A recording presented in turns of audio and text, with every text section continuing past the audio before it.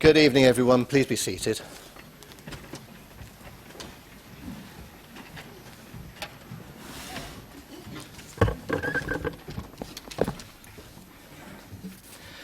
Good evening, members and officers of the Council and members of the press and public.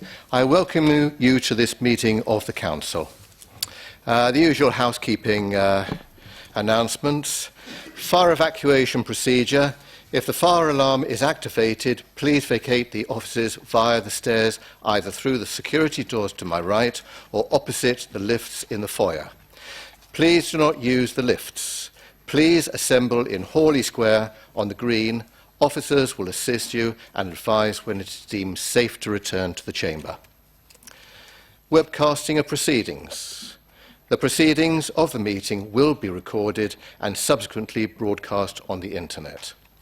Filming of the meeting. I would advise that if filming takes place, anyone in attendance in the public areas may have their image captured. I urge anyone filming proceedings to avoid filming members of the public, particularly if there are children present. Does anyone intend to film the meeting this evening? I've got 1, 2 people. Is there 3? There's 3. Any member of the public who objects to the possibility of being filmed may wish to take this opportunity to leave the meeting. Any filming or recording will not be permitted for any item of business where exempt or confidential information is considered following the exclusion of the press and public from the meeting. Finally, the restriction on the use of mobile phones. Would everyone present please ensure that their mobile phones are turned to silent and they are not used to make or receive phone calls in the chamber while this meeting is in progress. Thank you very much indeed, members. Right, moving straight on to agenda item 1, apologies for absence. Apologies have been received from councillors Paul, Moore and Scott. Are there any other apologies for absence this evening? Councillor Piper. Thank you, Chairman. Councillor Braidwood is away on holiday. Councillor Braidwood. Any other apologies? Councillor David Hart, Mr. Chair. Are there any others? I don't see any others. Thank you very much. Moving on to agenda item 2, minutes of the previous meeting held on the 5th of September 2019. I move that the minutes of the meeting of the Council held on 5th of September 2019 be approved and signed as a correct record. Would the Vice Chairman please second? Seconded, Mr. Chairman. Do members agree? Thank you very much. Agenda item 3, announcements. It is with regret that I have to announce that former councillor Dennis Payne has recently passed away, and Mr. Payne was a Conservative councillor from 1979 through to 1995 and 2003 to 2007. It is also with regret that I have to announce that former councillor John Fullerton has also recently passed away. Mr. Fullerton was a Conservative councillor from 1999 through to 2007. I'm sure that Council will join me in expressing sympathy to both Mr. Payne and Mr. Fullerton's families.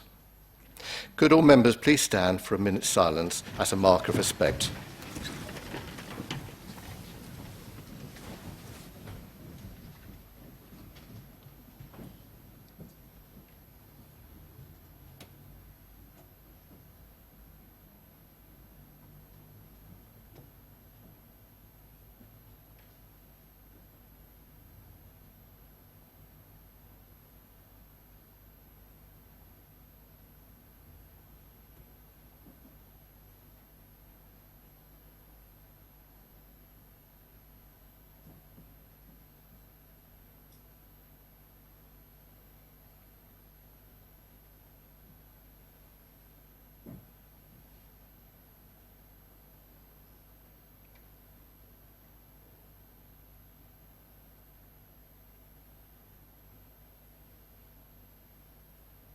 Thank you very much, members.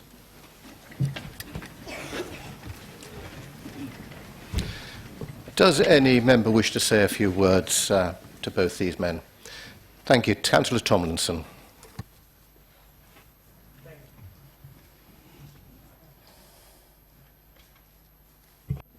No mic. Yes, I have. Thank you, Chairman. Looking around the chamber and the public gallery, I'm not sure whether many people here would remember Councillor Payne or Dennis as we got to know him. Way back in the 80s, with my involvement in the town, yes, I got to know him. He became mayor of the town on 2 occasions and was honoured to be a Burgess that the Margate Charter Trustees granted him. He had quite a career, not just on this council, but also during the World War II. He always told us how he helped Winston Churchill on the D-Day landings, which sometimes we had a little bit of a smile at. For those who knew him, he was a lovely man. He was taken ill in middle of the summer.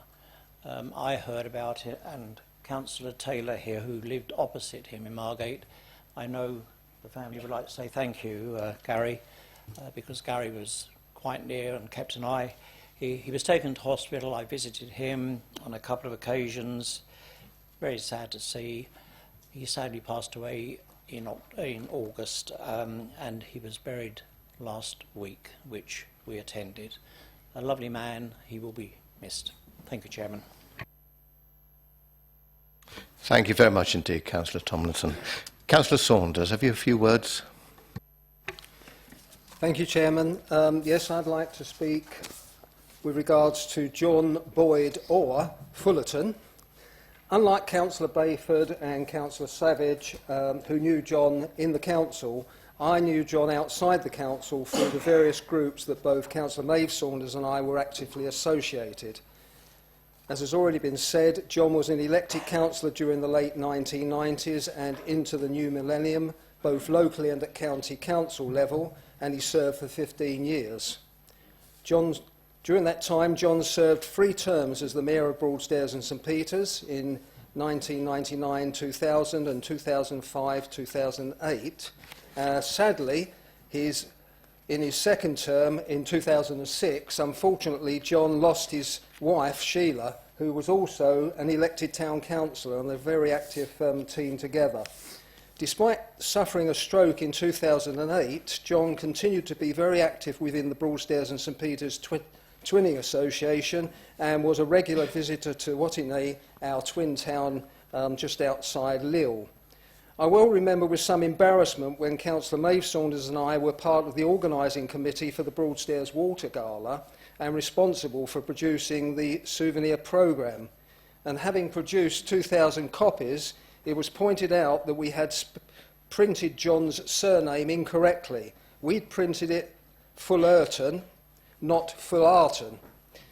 John took it in good heart, took us to one side and explained in his Scottish accent the difference between the English spelling and the Scottish spelling, and the Scottish spelling was correct.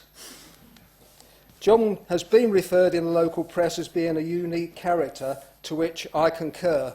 In his later years, John moved to be closer to his daughter, and therefore we lost contact with him, but he was very, very active in Broadstairs and left a lot of happy memories. Thank you.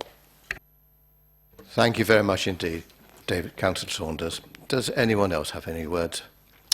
I did have the privilege of knowing both men, and of course I shall miss them myself. Moving on to agenda item 4, declarations of interest. Are there any declarations of interest from members this evening? I don't see any. Moving on to agenda item 5, petitions. No petitions have been received in accordance with Council Procedure Rule number 12. I now move on to agenda item 6, questions from the press and public. 4 questions have been received from members of the public in accordance with Council Procedure Rule number 13. However, question 6D has been withdrawn at the request of the questioner. Please note that only the questioner and respondent are permitted to speak on the question, and if the questioner is not present at this meeting, their question cannot be put but will be replied to in writing. Could the questioner please only state the name of the Cabinet member to whom the question is to be put and read out the exact wording of the question that they have submitted to the Council? Would members please refer to their supplementary agenda number 1. Moving straight on to agenda item 6A, question number 1 from a member of the public regarding renewable energy. I'm pleased to welcome Mr. Presland to the meeting. Could you please make your way to the top table, Mr. Presland?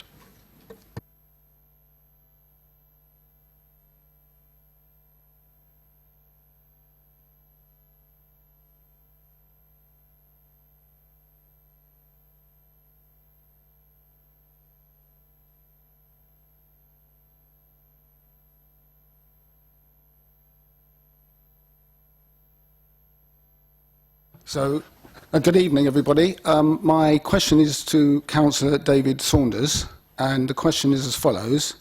In view of the clear benefits of solar and air source heat pumps in reducing CO2 and advancing climate change mitigation and reducing energy costs for council-run public buildings long-term, will TDC create a clear strategy to install renewables on all council buildings? If not, why not? Thank you, Mr. Presland. I call upon Councillor David Saunders to respond. Thank you, Chairman, and thank you, Mr. Presland, for the question. I can confirm that the current corporate portfolio reviews includes a consideration of the energy rating of the properties. The strategy is to reduce the amount of property over a reasonable period of time to ensure that the council only keeps sustainable properties. Some of the retained properties will, however, be protected through planning policy, e.g. Grade 2 listed, and this may limit adaptations. Therefore, it is not possible to apply this request as a single policy at this stage, but as part of the revised asset strategy, the Council's commitment to sustainability will be updated. Although the question is about public buildings, Mr. Presland may also like to know that the Council is also investing in energy efficiency and renewable energy in council housing. Over the past 3 years, we have spent in excess of £1 million improving the energy efficiency of homes, including installing double glazing and modern energy-efficient boilers and upgrading thermal insulation. We are investing in solar panels as part of our new build programme, installing 23.6 kilowatts of solar panel systems, which will result in a reduction of approximately 50,000 kilogram of carbon over a 5-year period and an annual electricity generation of 18,202 kilowatts of renewable electricity. We are also working to improve energy efficiency of the district's wider housing stock. Strategic priority 4 of our draft local plan sets out our commitment to ensuring that all new development is built to the highest attainable quality and sustainability standards. We have also adapted a new housing assistance policy grant aimed at improving the energy efficiency of private sector homes occupied by vulnerable residents. Thank you. Thank you, Councillor Saunders. Councillor, thank you very much, Mr. Presland. Moving on to agenda item 6B, question number 2 from a member of the public regarding the overview and scrutiny panel. I'm pleased to welcome Ms. Austin to the meeting. Could you please make your way to the top table, Ms. Austin?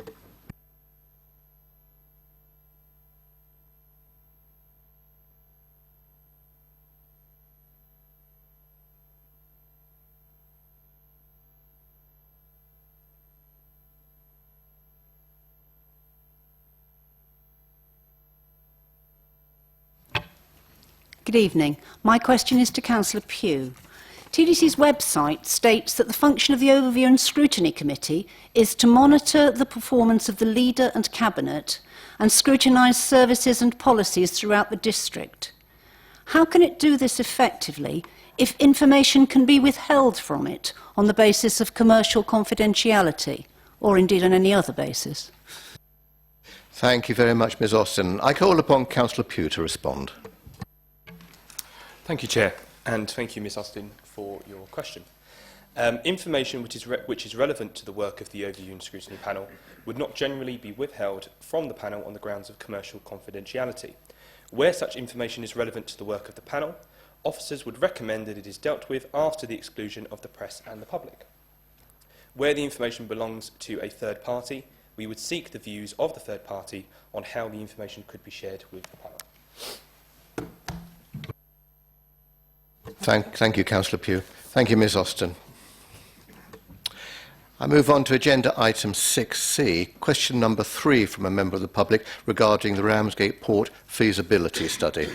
I'm pleased to welcome Mr Murphy to the meeting. Could you please make your way to the top table, Mr Murphy? Thank you.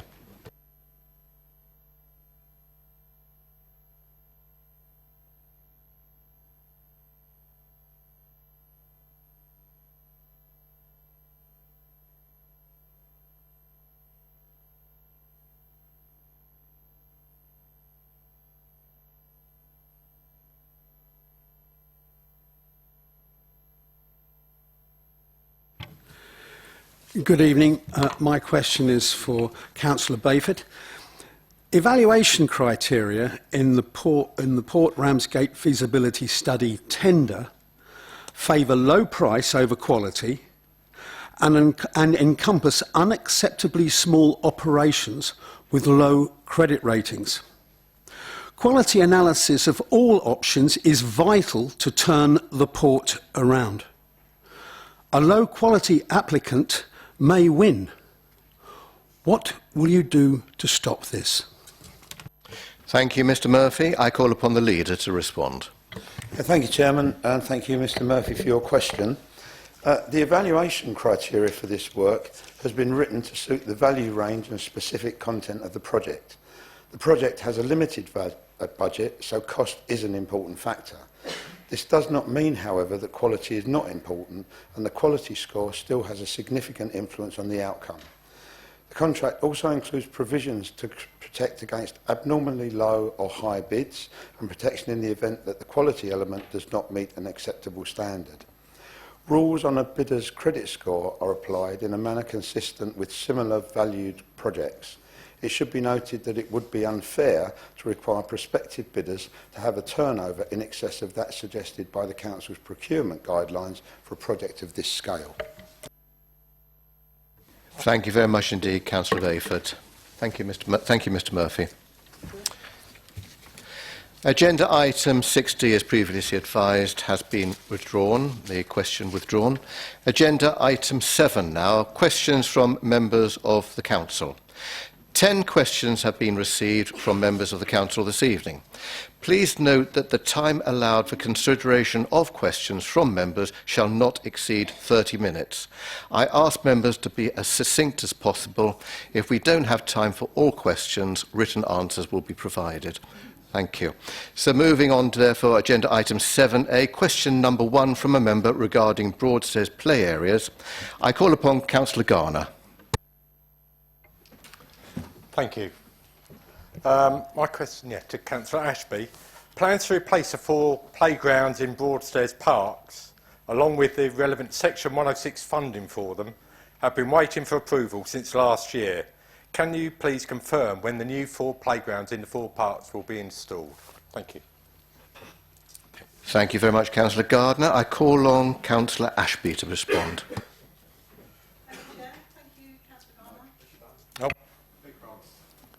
Thank you, Councillor Gahn. I'm pleased to advise that a programme has been drafted for the playground refurbishment works. Scoping work is being carried out to inform tender documentation so the opportunity can be advertised early in 2020.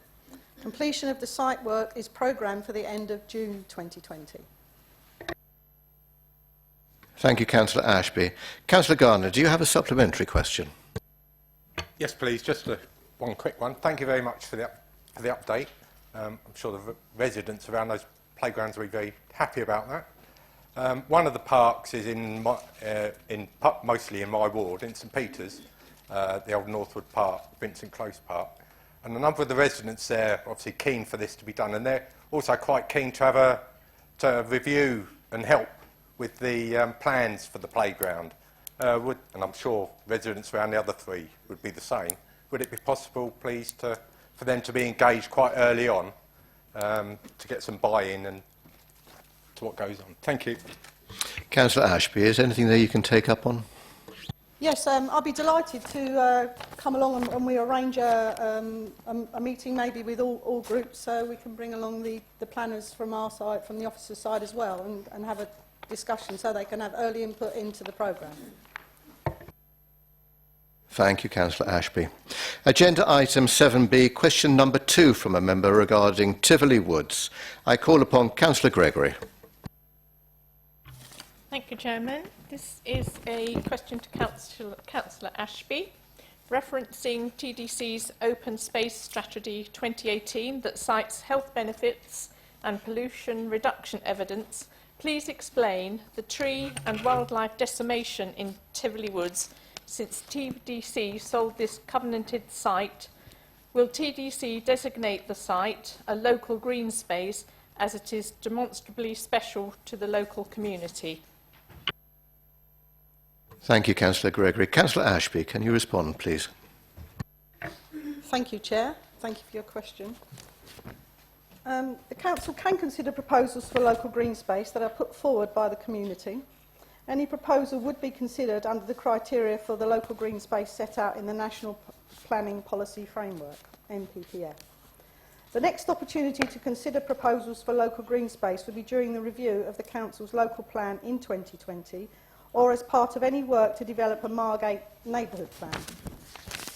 In the meantime, the site in question is covered by Historic Tree Preservation Order, TPO, from 1952, covering an area which is formerly part of the old railway line. Our planning enforcement team has investigated the removal of the trees on the whole site over the past year. These trees were not covered by the TPO on the site, and we referred the matter to the Forestry Commission due to the number of trees being removed. We have also protected 15 sycamore trees on the frontage of this site by serving and confirming a TPO earlier this year. We will continue to monitor the site to ensure no unauthorised work occurs on the protected trees. You may choose to put forward a proposal for the site to be designated as a local green space during the 2020 review of the Council's local plan, demonstrating there is a community support for this. And I am more than willing to help with that project if you decide that that would be the way we should go forward. Thank you, Councillor Ashby. Councillor Gregory, do you have a supplementary care to ask? Yes, supplementary question.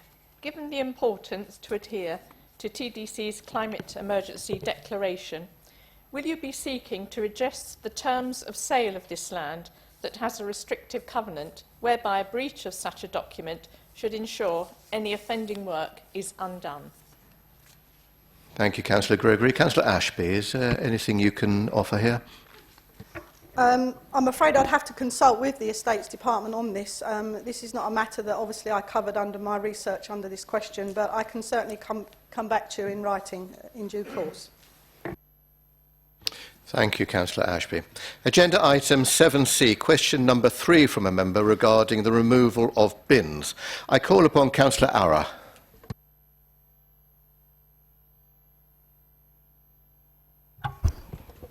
Thank you, Chair. And my question to Councillor Ashby. Ramsgate residents have brought to my attention the removal of dog waste and litter bins from our open spaces and residential places. People are having to walk further to find bins, and dog poo bags may be discarded wherever. What can the Cabinet member tell me about this? Thank you. Councillor Ashby, you are in the wars tonight. Would you care to respond? Thank you, Chair. I haven't been this popular since I won the lottery a few years back. I think it was a tenner. Litter and dog poo bins have been removed in King George VI Park, Western Undercliff and the Ware Wreck, which have been replaced with larger bins in strategic locations at these sites. We do not have evidence at this stage that has been a change in this has changed behaviour negatively, rather than to encourage people to take better responsibility of their waste, which they are generating themselves and bringing into our open spaces. There are bins at access and egress points of these sites, which may mean that at some locations people may have to walk a little further with their waste to reach a bin than previously. But this will be a matter of minutes, which we feel is reasonable. Dog waste can be put in any litter bins. Stickers are available to be placed on bins to reduce any confusion over this. if anybody feels that there are bins in their area that people do not understand that they can put dog waste into a general bin, then I'm more than happy to arrange for some stickers to go out if you give me the locations of those bins. Thank you, Councillor Ashby. Councillor Ara, have you got a supplementary? Yes, Chair, I have. I did a little bit of investigation, Councillor Ashby.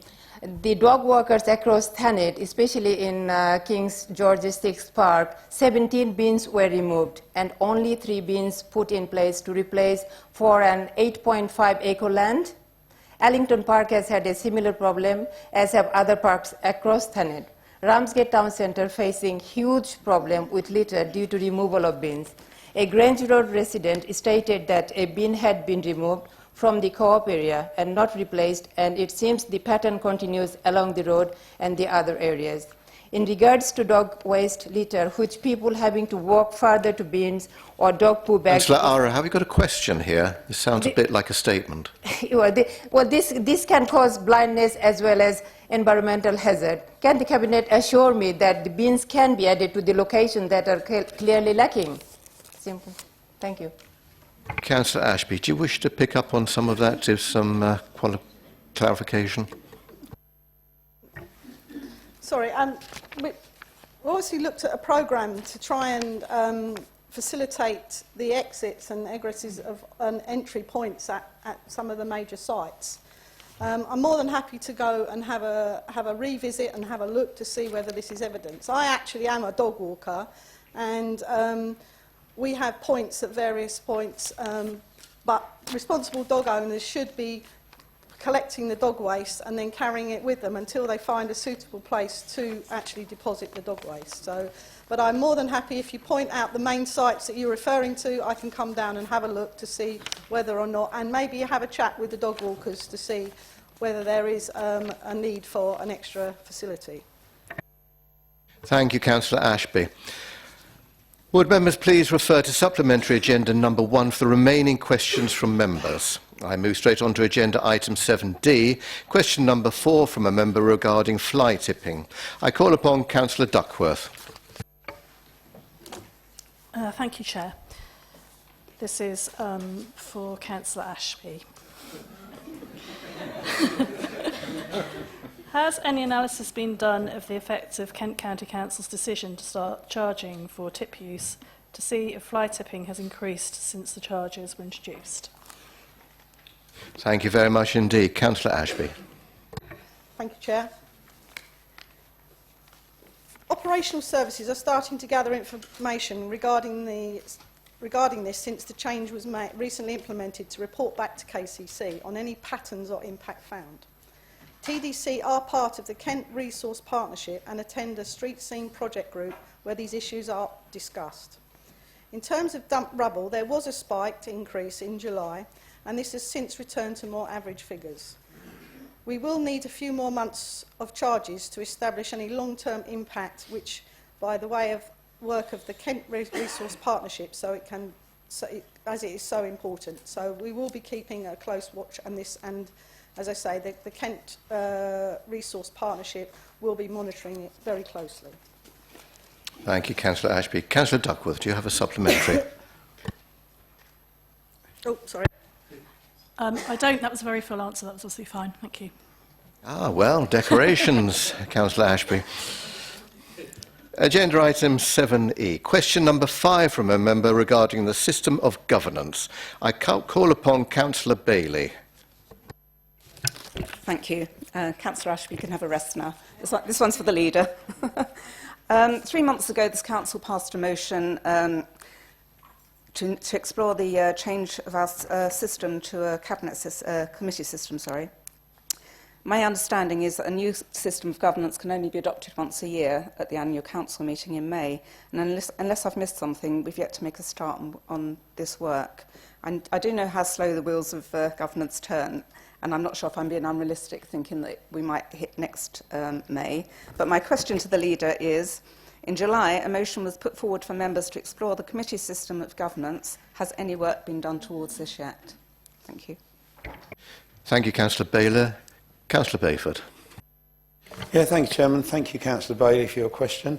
You're absolutely right. On the 11th of July, Council agreed the following motion.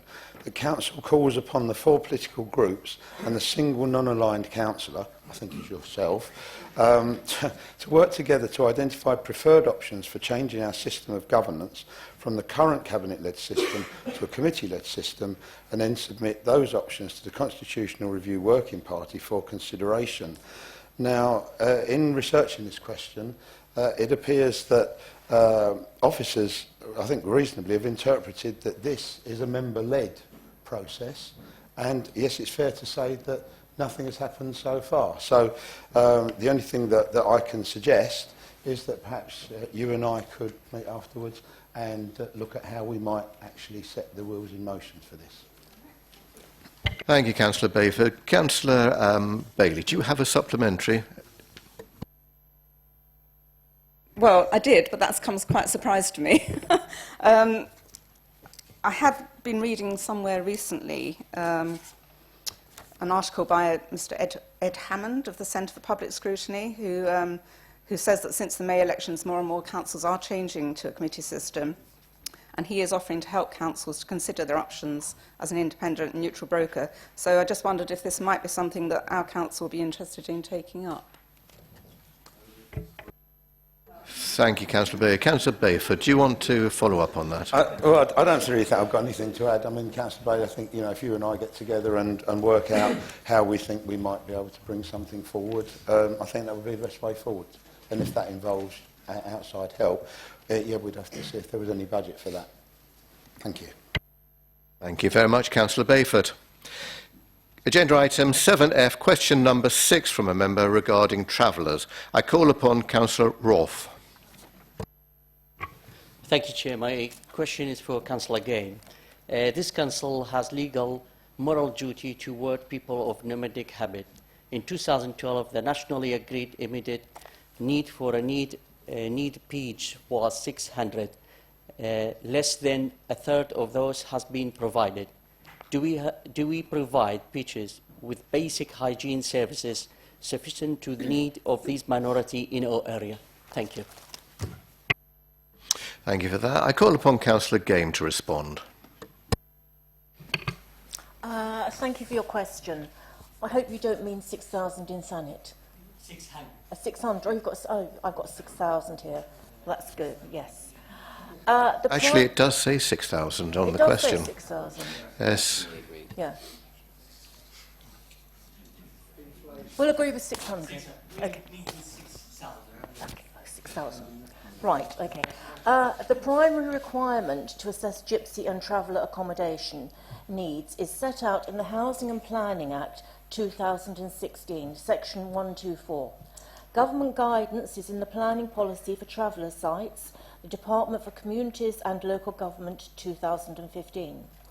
The Council has been involved in a series of studies, with the previous one being undertaken in 2014, which identified no need in the district. The most recent study for Thanet was part of a suite of such studies undertaken across Kent to provide up-to-date evidence and was published in March 2019. The study identified a need of 7 permanent pitches and 5 transit pitches over the planned period to 2031. The Council's current draft local plan includes a policy setting out how any applications for sites will be assessed and determined. The Council is due to review its local plan following adoption in 2020 and will take proactive steps to accommodate all emerging needs of gypsy and travelling communities within the district. Whilst there are currently not any sites within Thanet, the Council has established a scrutiny review group which is currently exploring site options for this provision, and an update is due at the November scrutiny meeting. Thank you. Thank you very much, Councillor Game. Councillor Roth, do you have a supplementary question? Thank you, Chair. Thank you for that answer. I got the supplementary question is usually when members of this minority group get ill or old, no longer can travel, will be left behind.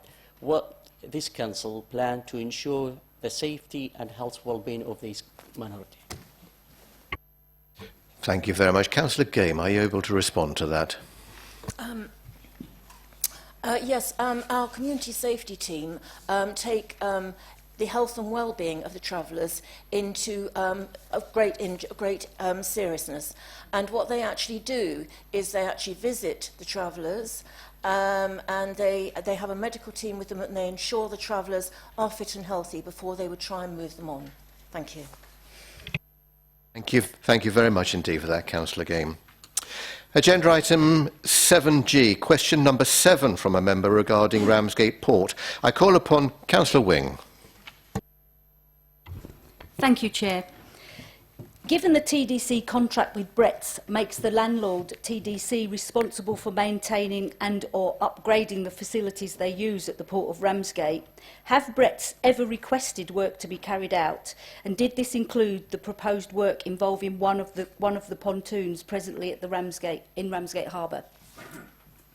Thank you very much indeed, Councillor Wing. Councillor Bayford. Thank you, Chairman. Thank you, Councillor Wing. The Council is obliged to repair or renew berth 4-5 as stated in the facilities agreement. The agreement does not specify the method of construction for the berth, fixed quay or floating pontoon berth.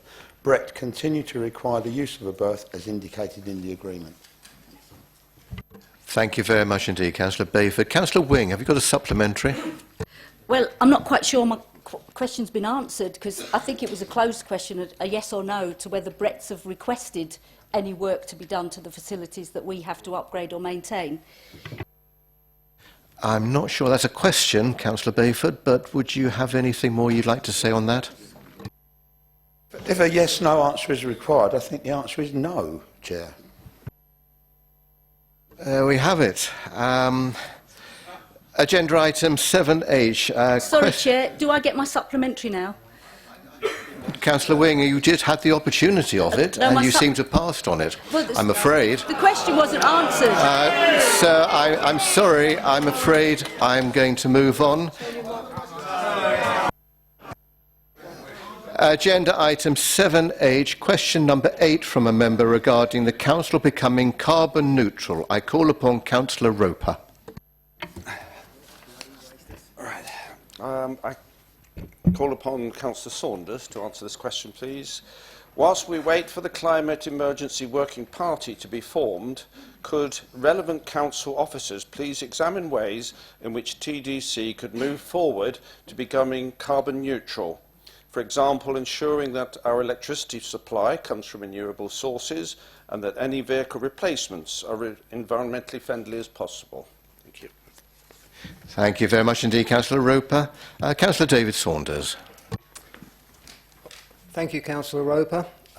As part of this question was answered in the public question from Mr Pressland, but again I can confirm that the corporate portfolio review, which we're currently doing, members may realise that we have quite an extensive portfolio of properties, and we're scrutinising all of the properties that we have, and you will find over the coming months that more properties will be brought to this council as part of the asset disposal programme. And I say again that the properties we're looking to retain are the properties that we can adapt and improve sustainability. With regards to vehicles, we're also looking at vehicles. We do have issues with regards to the fleet that we run, particularly with the large freighters for the waste disposal, and we are taking consideration for electric vehicles. We're also looking at increased electrical points around the town and around the district, and the smaller vehicles, I'm sure once we come to a situation where we need to replace them, we will seriously consider electric. Thank you, Councillor Saunders. Councillor Roper, do you have a supplementary? Yes, just to say that it's looking increasingly likely we're going to take on our own housing. So if that happens, then I do hope that we will examine very carefully every single council house to see if we can make it as environmentally friendly as possible to reduce the carbon footprint. Is that the case, basically? Thank you. Thank you, Councillor Roper. Councillor Saunders. I can't really answer that question because we've made no decisions with regards to our housing. That's still under consideration. But should your proposition come to fruition, yes, indeed, that's the sort of thing that we will be looking at. Thank you. Thank you, Councillor Saunders. Agenda item 7I, question number 9 from a member regarding the protection and planting of trees. I call upon Councillor Farrance. Thank you, Chair. This is a question for Councillor Ashby. It has been clearly stated that, scientifically, planting more trees is the biggest and cheapest way to tackle the climate crisis. TDC unanimously declared a climate emergency on the 11th of July.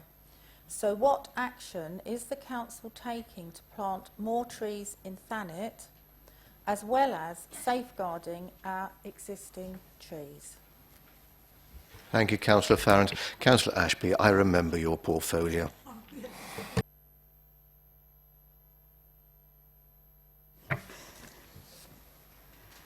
Thank you for your question, Councillor Firth. This will be encompassed in the overall response to the climate emergency declaration through the working party being formed. Actions may include looking to plant more trees in Thanet, as well as safeguarding our existing trees. The role of the arborist is currently being recruited, and this officer will play a key part in the management of our trees and open spaces. Other projects are being explored where the Council can, for example, support communities when applying for funds to plant more trees. However, I personally have been working as a partner in the Isle of Thanet Tree and Woodland Initiative, ITWI. As that's a bit of a mouthful, I decided to abbreviate it, with a view to planting a large number of trees across sites in Thanet. At this stage, nothing has been finalised, but we are hoping for a positive outcome. Thank you, Councillor Ashby. Councillor Farrance, you have a supplementary. Yes, thank you. Thank you, Councillor Ashby.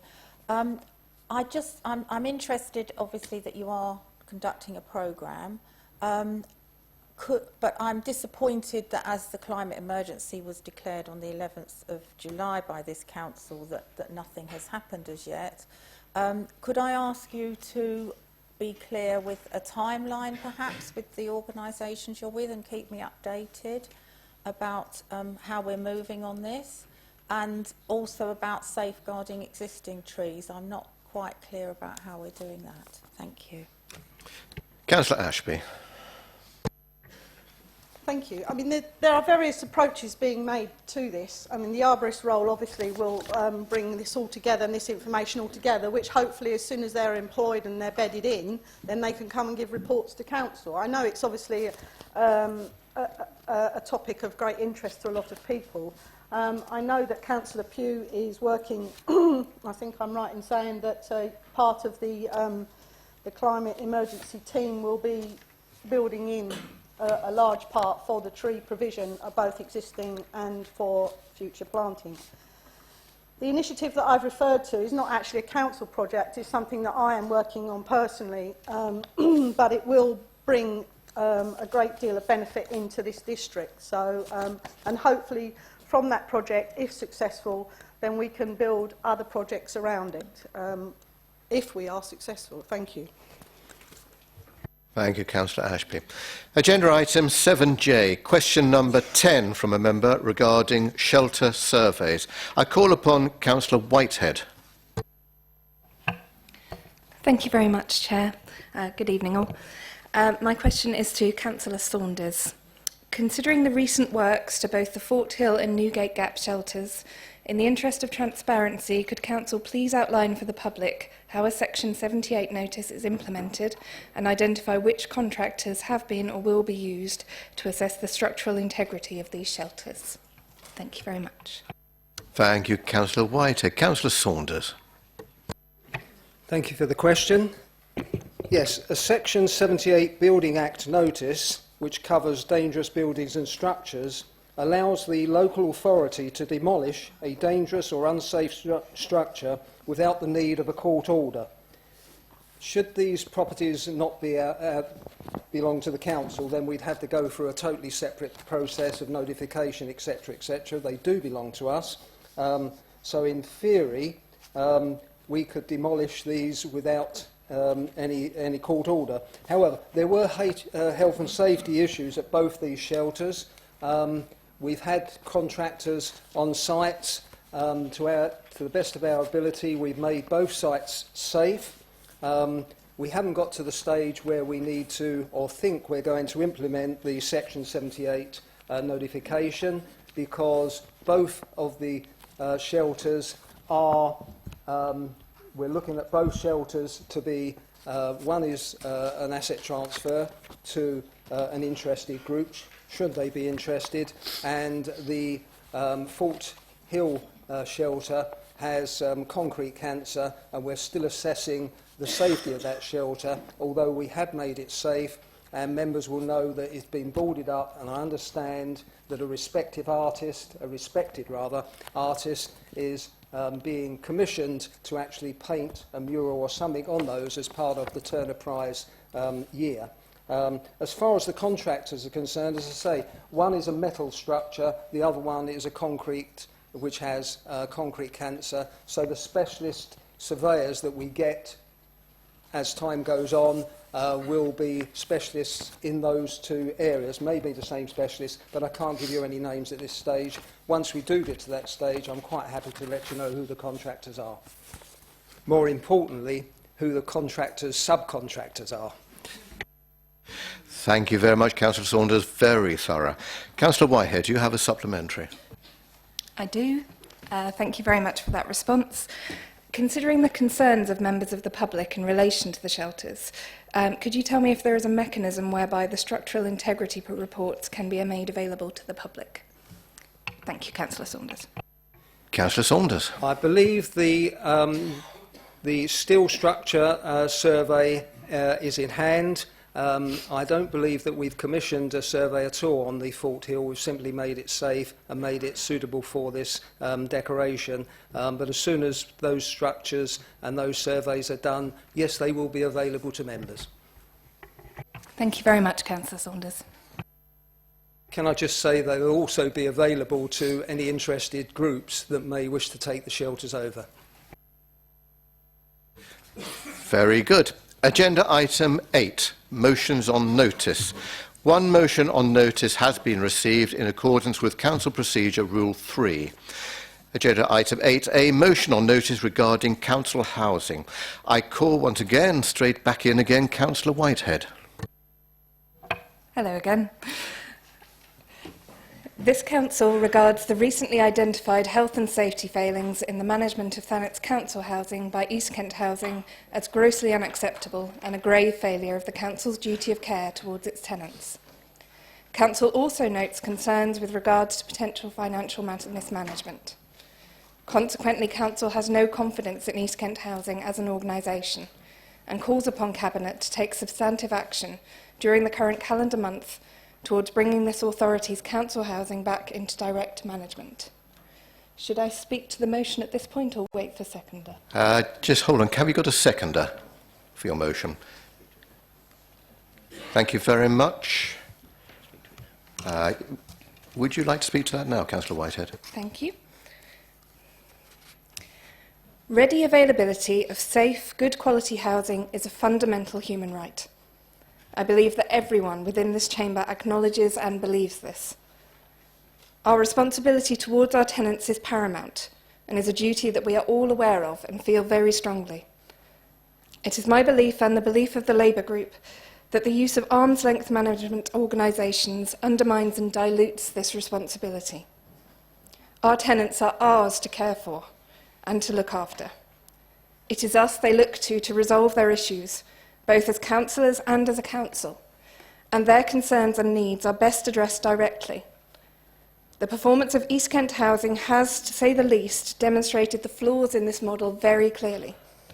The series of compliance failings that left our tenants at risk in terms of gas safety and electrical safety checks alone illustrates the dangers of abrogating responsibility in this way. Due to our usage of an arm's-length organisation, the regulator for social housing judged us to be non-compliant in relation to our duties. This is unacceptable, and we have a clear way forward. It has always been the Labour Party position that fundamental services are best provided in-house. We hold this position now, and it is heartening to see that as a council we are now moving towards the adoption of an in-house service, providing high-quality direct services to residents who deserve the very best from us.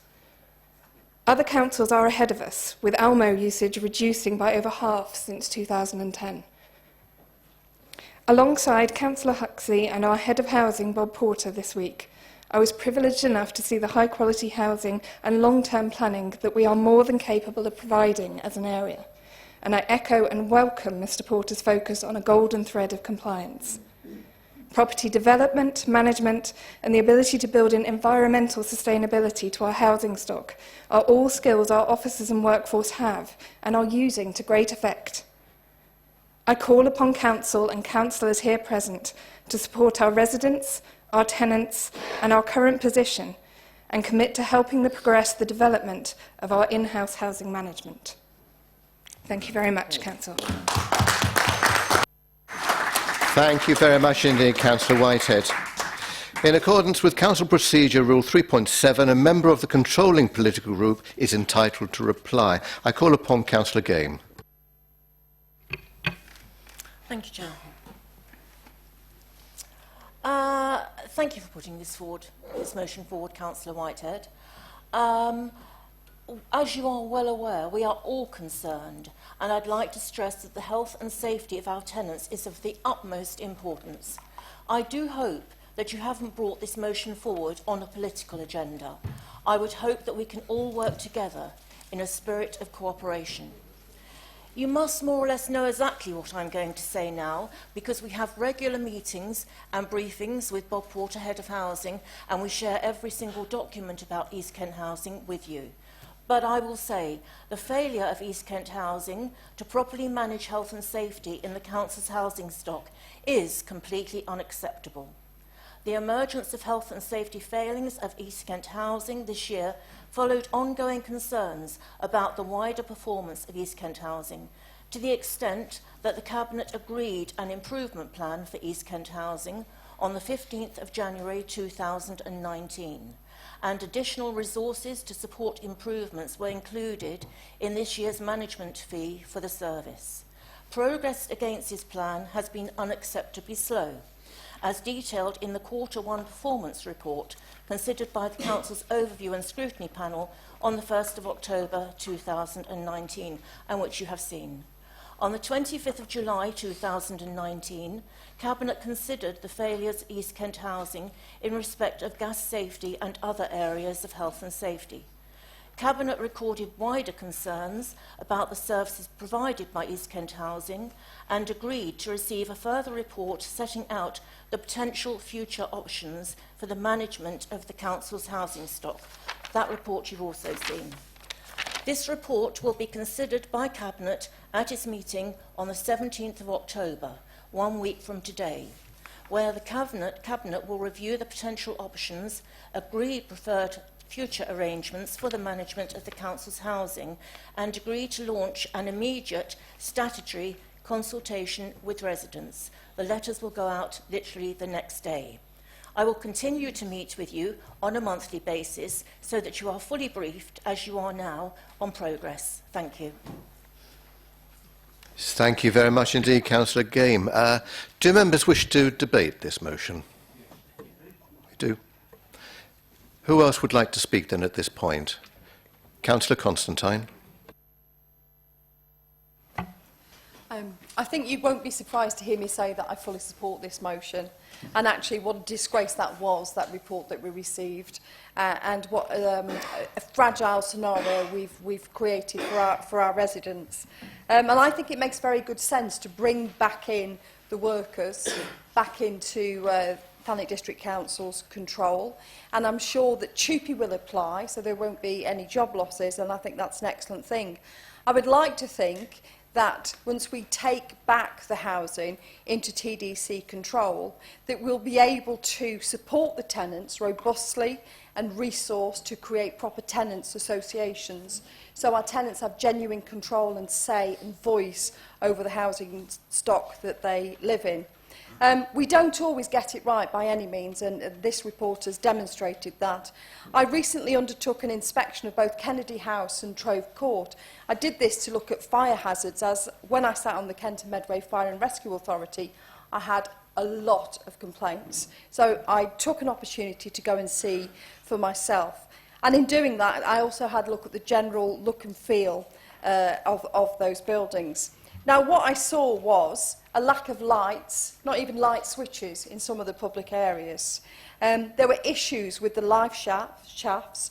There were no ladders for access to the lift shaft, And one of the lift shafts was actually completely plastered over. So I don't know how anybody would get access to that lift shaft in an emergency. And the fire systems lacked proper and adequate signs. The sign outside that was for mustering in the events of a fire breaking out was completely inadequate. You couldn't read it, so there was actually no signage on how to muster in the event of a fire. The signage inside the building was woefully out of date, and in fact, in one case, for electricity supply, it said to contact Seaboard Electricity, and obviously that's not been in play, I think, since the 1990s. So really, I thought it was in very poor state of repair and condition, generally speaking. And the other thing that was very lacking was the lack of any sort of community notice boards. So it didn't seem to have a community feel at all. So I thought that was really wrong. So I hope that when we bring this back in-house, these are the sort of issues we can fix and create proper amenities for people. And last but not least, it would be remiss of me not to mention the fire hazards and the risks currently associated with the family of 8 living in a tent. On this council's watch, a family of 8 still living in a tent. I think we're up to about 10 or 11 weeks now. So I support this motion. Thank you, Councillor Constantine. Councillor Piper, did you indicate? Thank you, Chairman. We'd like to support this motion as well, wholeheartedly. It is obvious to those of us who've been around even just for 3 or 4 years that this has been a problem that's been coming and was going to hit hard when it got here. I might mention that former councillor Suzanne Brim, who was a feisty character indeed, was all over this, and we know what happened when she started to raise issues. It is very important that jobs are protected as well, but most of all, bringing the care much closer to home, and I believe on a slightly wider matter. It was one of the things that gave many of us real concerns about EK4/5, was that the movement of the protection of our people and our responsibilities was getting further and further away. Clearly, we've got to have some changes in the direction of whatever it might be called, but this would seem to me to be a very positive movement. Bring it back in-house as soon as we can with all the legal niceties that have got to be followed, so we would wholeheartedly support the motion. Thank you, Councillor Piper. Councillor Everett. Thank you, Chair. I sort of detected that Councillor Game resented the motion being brought as if this was some sort of political stunt. I'd just like to say to Councillor Game, really, we haven't directed this motion as a personal criticism of you or of the Cabinet, because we recognise that the whole problem with the model of East Kent housing is that you can't exercise your oversight responsibility properly under it. That's the whole issue. And I think it also leaves our Chief Executive exposed in a position of legal responsibility that is completely unrealistic. But going back to when this came in, let's be honest about this. This was a political decision, and it did divide this council politically. The Labour group opposed the setting up of East Kent housing. Now, we were right, and we don't take any great satisfaction in that for political reasons, because it's been a burden on our residents. It hasn't served our residents properly. There is something about the word arm's-length organisation which I really don't like, and I think it implies something held at a distance in disdain. And we really have to adopt an attitude which says that our council housing and our council tenants are absolutely fundamental to what this council does. And I hope that when we bring the service back in-house, they will be able to look to councillors to help them with their problems, and we'll be able to get answers from officers because they are accountable inside this council. That's the change we want to make, and I hope that all members in future will be able to be proud of this council housing service, and that the Cabinet will move swiftly to deliver that. Thank you very much, Councillor Everett. I move to the leader, Councillor Bayford. Yeah, thank you, Chairman. I mean, I think the first thing to say is that, as Councillor Gamble already said, I mean, everybody's pushing at an open door here. We have got a report going to Cabinet that suggests that we were looking to bring council housing back under our direct control. I think, though, when Councillor Constantine talks about, talks as she did, I think we should also recognise, though, that it will be the tenant's decision that they want to come back in. So, I mean, I don't think we should assume. I mean, I suspect they will want to come in, but, let's make sure that we do it the right way. Councillor Everett is right. I mean, the setting up of the Almo was something that politically divided the council, but at the time, there were an awful lot of councils that were going down these kind of setups, and they did seem to be kind of flavour of the month, and they did seem to offer a way of providing a more efficient, more effective housing service. Certainly wasn't the objective when it was set up that a council was abdicating responsibility, far from it. But I would agree with him that I think that what has happened over the years is that the oversight by the councils that are involved in this has become perhaps more and more remote. And there has been an expectation that East Kent Housing would be fulfilling their responsibilities to the utmost ability, and that doesn't seem as though it's happened. But going back to the original point, I mean, you've seen the reports going to Cabinet. We are recommending that we go out to consultation with residents, and if they say they'd like to come back in, then that's what we do as quickly as possible. Thank you. Thank you very much, Councillor Bayford. I saw your arm in the air, Councillor Campbell. Thank you very much, Chair. Yeah, just one quick point. I'd just like to commend the work of East Kent Audit Partnership, Ms Parker's team, for actually discovering the failings of East Kent Housing in this respect. And if members would like to see the litany of failures, if they look at the agenda item for governance audit on the 25th of September, pages 17 to 19, they're actually all included there. Thank you, Chair. Thank you very much indeed, Councillor Campbell. Councillor Whitehead, would you like to wind up? Thank you very much. I would like to thank everybody who chose to contribute to this debate. I would like to thank Councillor Game for her very thorough response. I would also like to make it clear that I never make points for a political reason. I am very, very interested in policy. I'm not particularly interested in politics in that sense. And I would like Council to recognise that this is our public forum. This is the perfect place for us to show our tenants, our residents, exactly how we feel and what we intend to do.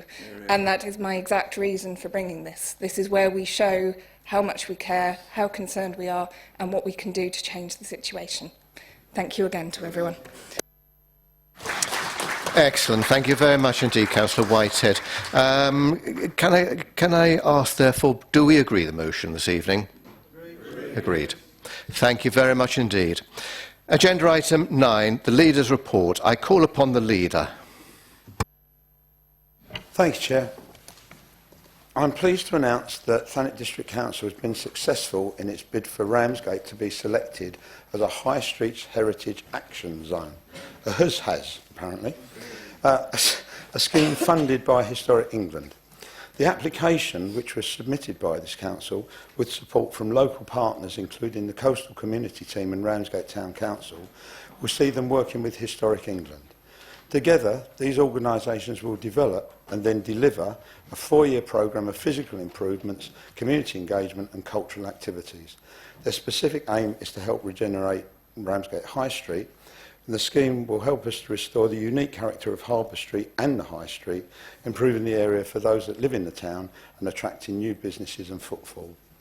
High streets are shown to bring value to a location, acting as a centre for local commerce and the local community. So we look forward to working with Historic England to develop the programme design and to build on the good work of the existing Heritage Action Zone. Ramsgate was also recently confirmed as going through to the second stage of the Future High Streets Fund, which, if successful, will complement this scheme, focusing on access to the area, movement of traffic and occupancy and use of buildings. The Ministry of Housing, Communities and Local Government has announced the welcome news that Margate has been selected as one of the 100 towns in England that will be supported to develop one of the new town deals. This funding has the potential to help improve broadband connectivity, infrastructure, create vital local social and cultural places that bring people together, as well as boosting jobs and economic growth. With up to £25 million of investment potentially available, this funding could totally transform Margate, delivering tangible long-term benefits to the town and greatly improving the prospects of local people. We see this as a fantastic opportunity to further revitalise the town and look forward to working with the local community, who will have a significant say in how we achieve that. We look forward to hearing more about the scheme and working with public sector, business and community stakeholders to work up our proposals. It's important for the Council to know what residents think about their area and our services. Given the significant reduction in funding from government and increasing pressure on local councils, with TDC receiving just 14 pence in every pound of council tax, we want to be sure that we're dealing with the issues that matter most to residents. Each year we conduct a resident survey which is sent at random to approximately 6,000 residents across the district.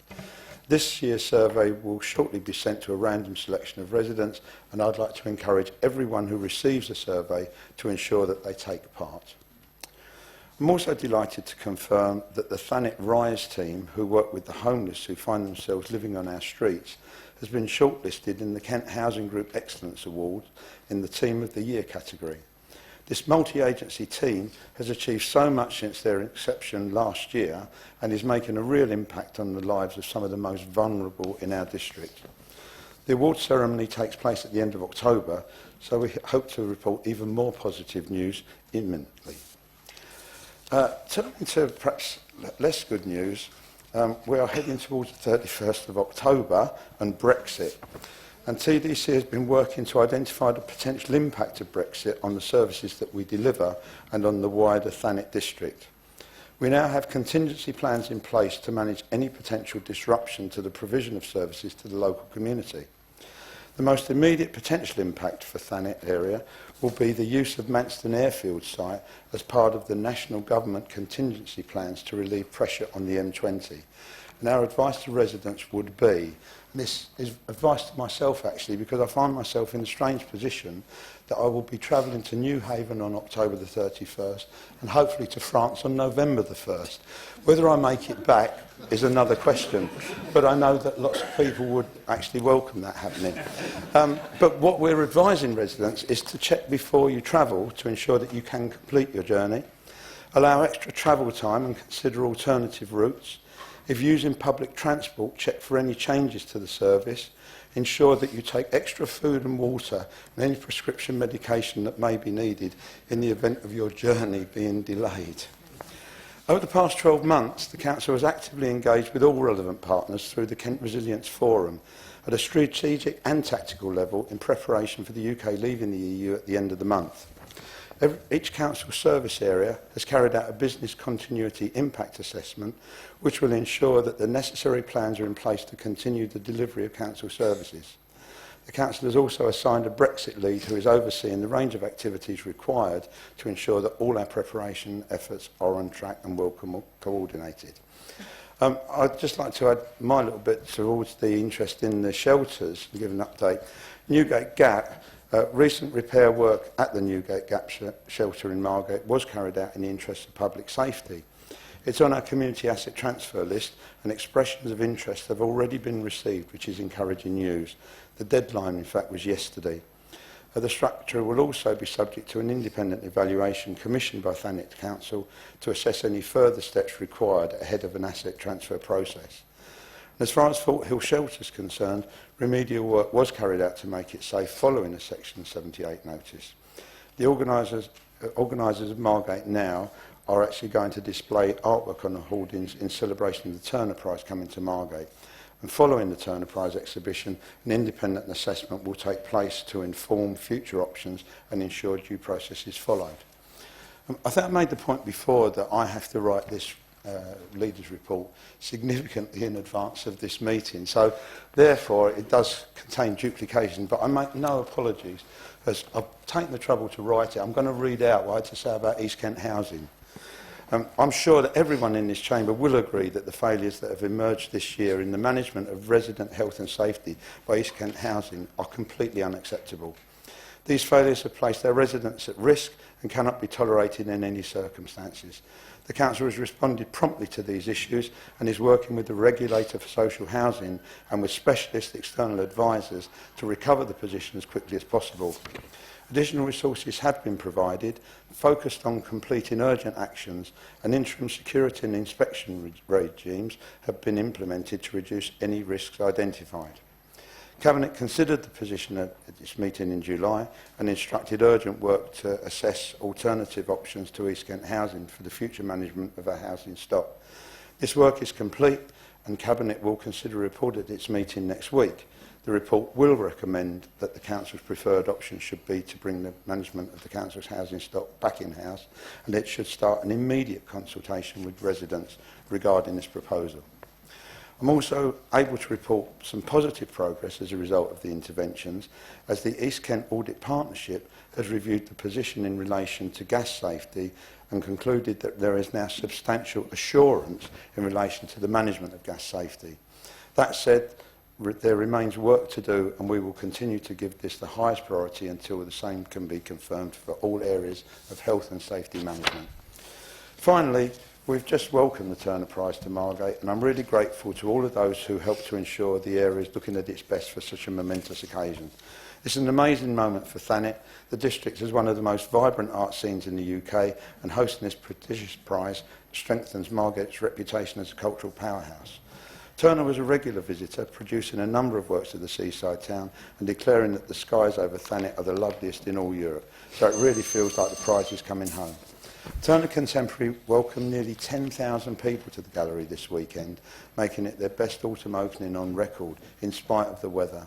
And we're confident that this will present a real opportunity for the whole district and put us in the cultural and artistic spotlight for the duration of the exhibition and beyond. Thank you. Thank you very much indeed, Councillor Bayford. And you know, he told me earlier this evening he didn't think he'd have so much to say tonight. Councillor Everett, would you care to comment or ask questions in relation to the Leaders' Report this evening? I might have one or two, Chair, yes. I associate myself with Councillor Bayford's comments about the Turner Prize and the positive impact on Margate that that's bringing, and obviously we welcome that. As far as Ramsgate and the High Street's Heritage Action Zone money funded by Historic England is concerned, obviously very good news for the Council. I think that most people on the Council and in Thanet believe that Westwood Cross has been a big success as a shopping centre and a facility for residents. But there's no doubt that it has had an impact on our high streets in all the towns, and I think especially in Ramsgate and Margate. And what concerns me is that the identity of Thanet is very much provided by the towns. It isn't provided by Westwood Cross.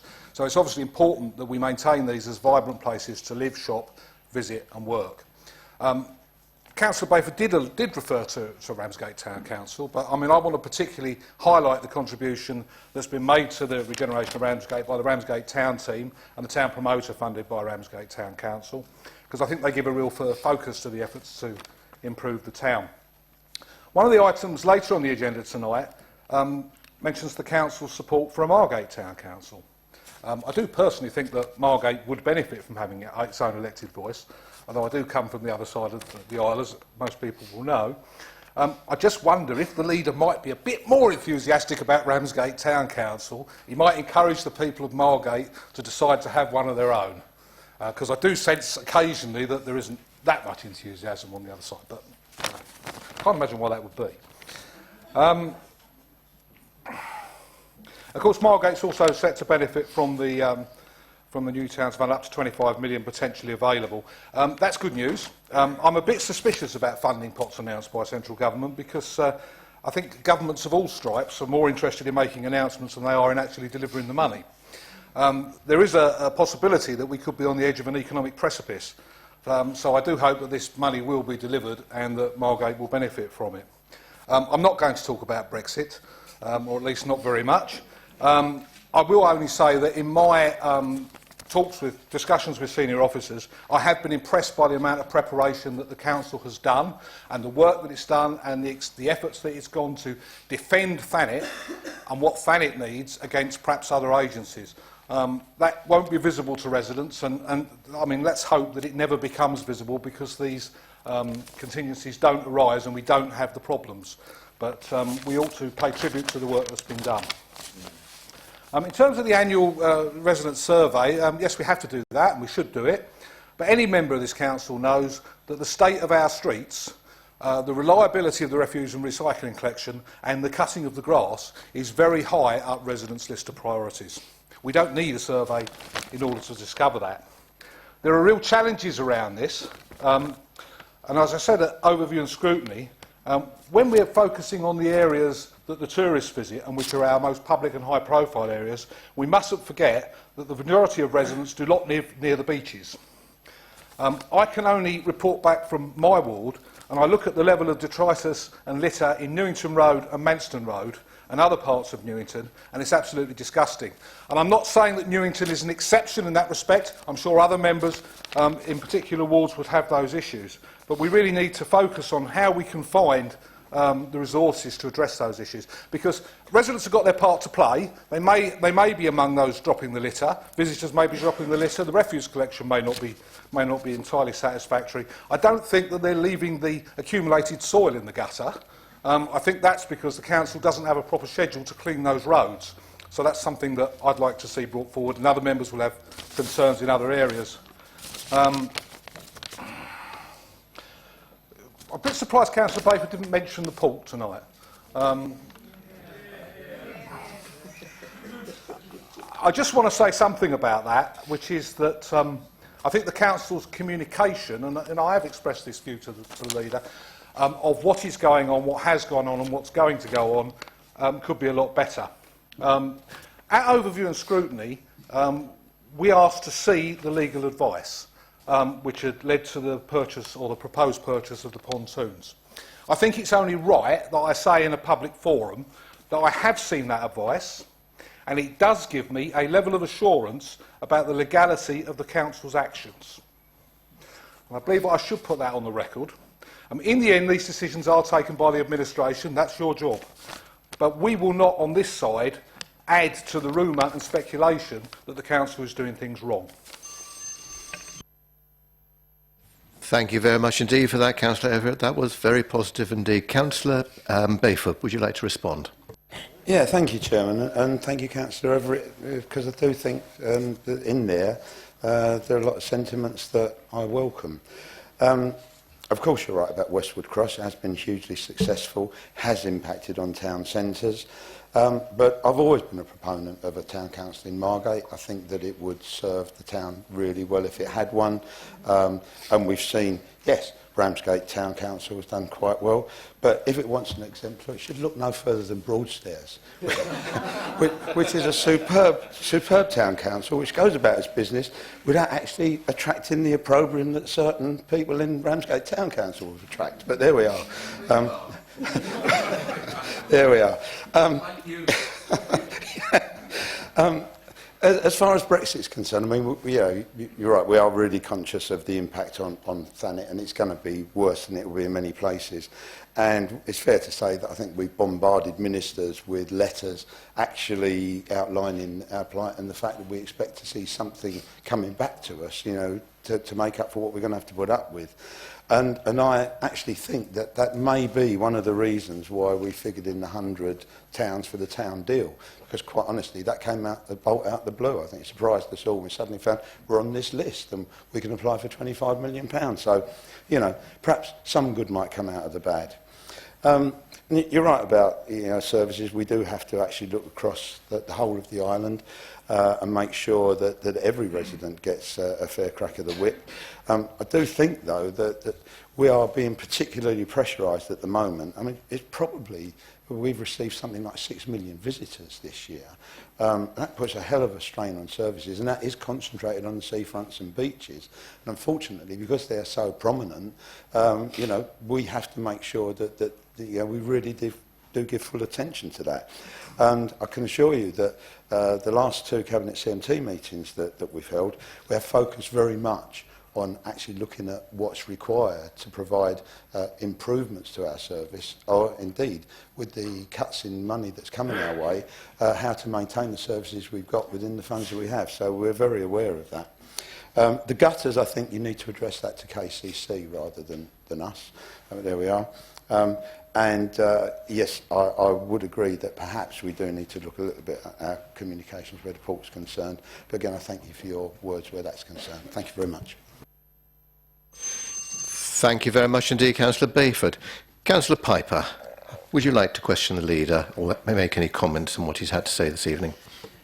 Thank you, Chair. Of course, we share in the good news whenever it comes in our direction. I, like Councillor Everett, was going to comment on the town team and the town promoter at Ramsgate, and I would also want to include on that list former Councillor Lynn Fairbrass, who did an awful lot of work in Ramsgate and also here in this place to try and make some of that happen.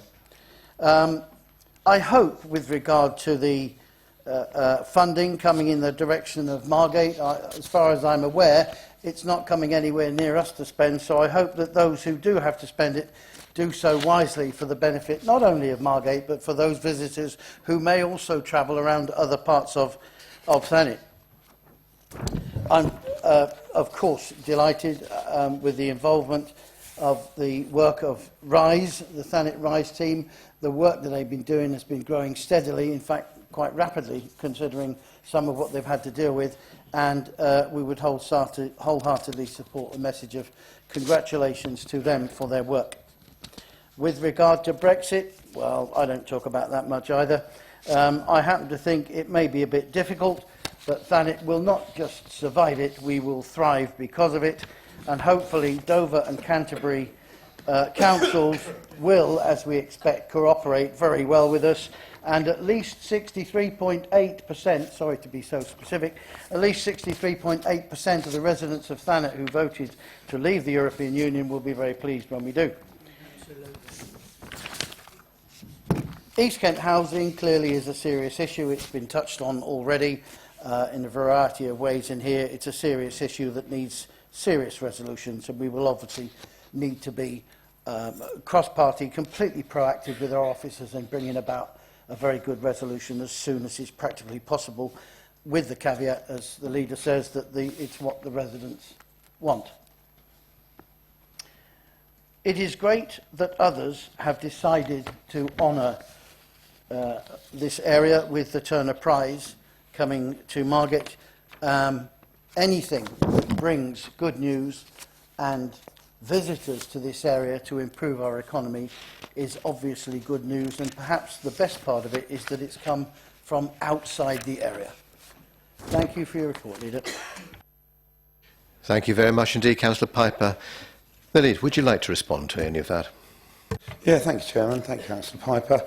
As far as the Margate money is concerned, it is our intention that we will engage the community and stakeholders of every persuasion to make sure that the money, if we're successful, is used properly. Regarding Brexit, I hope the 63% will be patient when they're not able to get back home, when they've gone to, you know, New Haven or France or somewhere like that. Yeah, you're absolutely right. Turner Prize, absolute gem for us. Thank you. Thank you very much indeed, Leader. I call upon Councillor Roper to comment on or ask questions in relation to the Leader's report.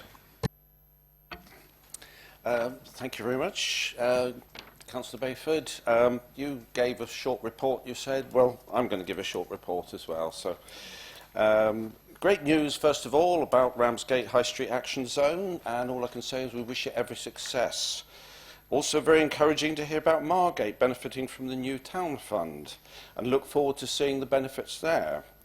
All we need now is a lot more money for the rest of Thanet.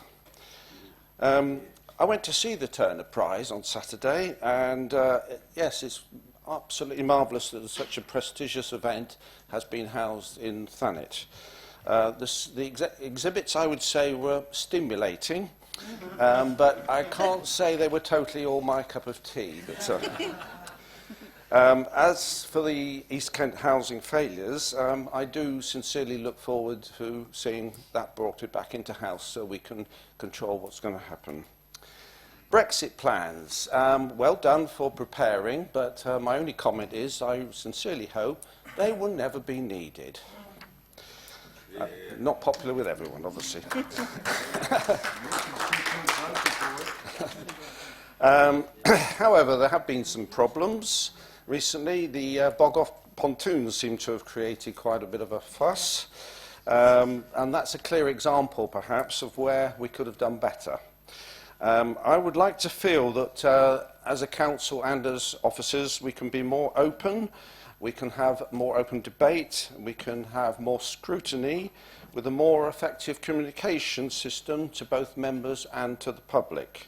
And I sincerely hope that whatever happens, that councillors of all political stripes can work together to try and improve the services of Thanet. And I particularly can't wait to begin the action on the climate emergency. Okay, thank you very much. Thank you very much indeed, Councillor Roper. Councillor Bayford, would you care to respond? Sorry.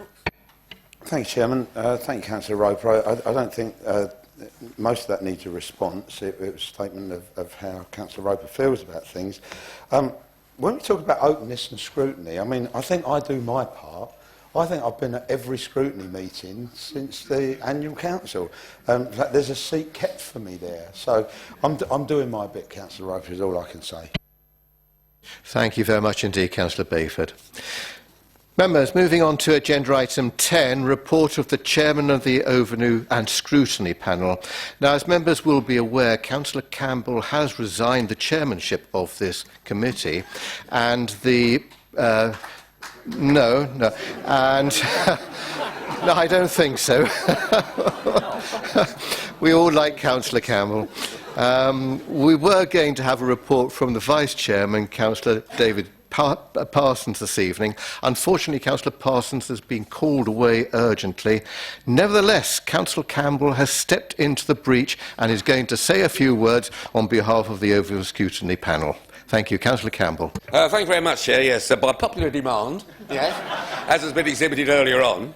Apart from the meetings in the agenda, we also met on the 1st of October to scrutinise the Port and Harbour projects, the variation to 2019-20 capital programme for the potential purchase of 2 pontoons. Basically, the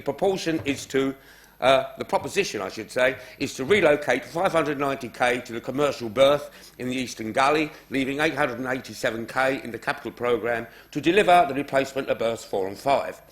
External legal advice has been sought, and the members of the panel have been given the opportunity, as my leader, Councillor Everett, has said, to view that advice.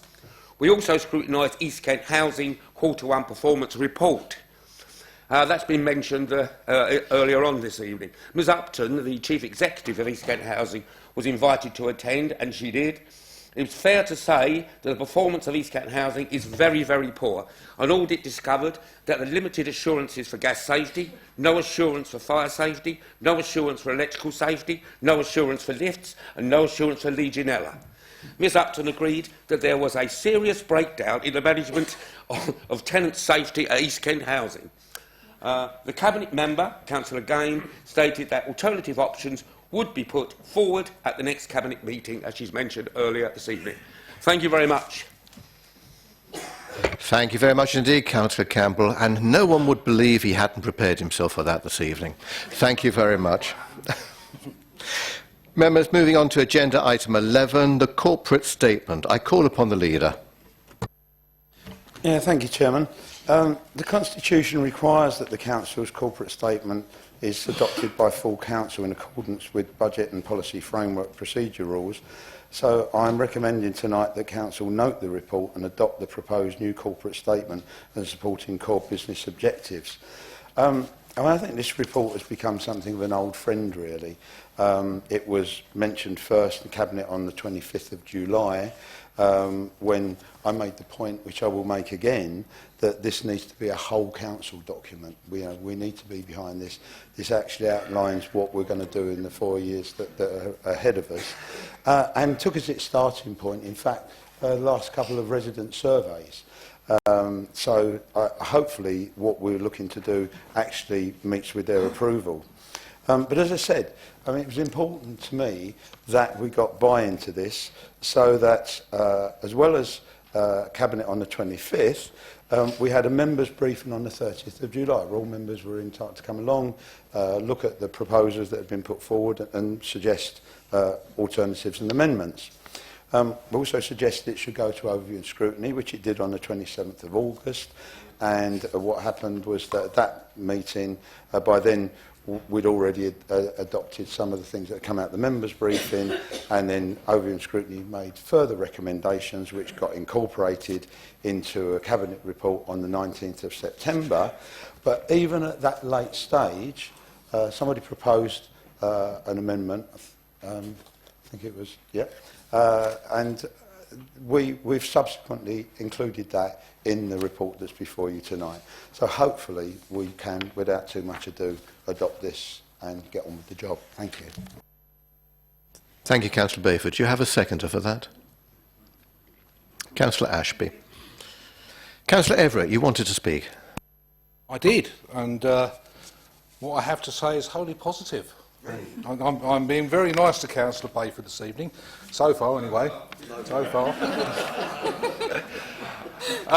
What I wanted to say is, Councillor Bayford has said that this had to be a whole council document, and that they did adopt a collaborative approach. The Labour Group put forward a number of recommendations at overview and scrutiny which reflect our political priorities in our manifesto, and I have to say that they have all been incorporated into the report, and I can have no criticism of the way that this has been approached by the Conservative group. I believe this has been a properly collaborative process. So now we have more social housing. Now we have East Kent Housing coming in-house. Now we have the 2030 target for a carbon neutral council. Now we have the Preston model, community wealth building. And now we have increased recycling, all in the corporate objectives. All things put forward by the Labour Party and adopted tonight, hopefully, by the Council. This is how we should work. Long may it continue. Thank you very much indeed for that, Councillor Everett. Once again, very, very positive. Do members agree? Thank you very much indeed. Moving on to agenda item 12, the annual Treasury Management Review for 2018-2019. I call upon Councillor David Saunders. Thank you, Chairman. Members, the report before you this evening summarises Treasury Management activity and prudential and Treasury indicators for 2018-19. The report has been considered by the Governance and Audit Committee on the 24th of July and by Cabinet on September the 19th. This evening, members are asked to note the actual 2018-19 prudential and Treasury indicators in this report and approve the annual Treasury Management Report for 2018-19. Thank you, Chairman. Thank you very much indeed, Councillor Saunders. Do you have a seconder? Councillor Ashby. Does no one wishes to speak on there? Do members agree, therefore? Agree. Thank you very much. Moving on to agenda item 13, changes to committees, panels and boards for 2019-2020. This is the nomination of members to serve on committees. Do any group leaders wish to take this opportunity to advise of changes to their nominations to committees, panels and boards for the remainder of 2019-2020? Councillor Saunders, your microphone's still on. Councillor Piper. Thank you, Chairman. Since the 24th of September this year, I've been serving as the permanent member for the General Purposes Committee, and that's how it will stay. Councillor Braidwood, who was the permanent member, has now become the reserve of that committee, and Councillor Braidwood is going to replace me on governance and audit. Thank you. Thank you very much, Councillor Piper. Do any other leaders have any changes they wish to make? That is a no. Members, that concludes the business for the meeting of the Council this evening. As you all know, we have an extraordinary Council meeting immediately following this. I do propose a 5-minute recess to enable a comfort break first of all. Thank you very much indeed.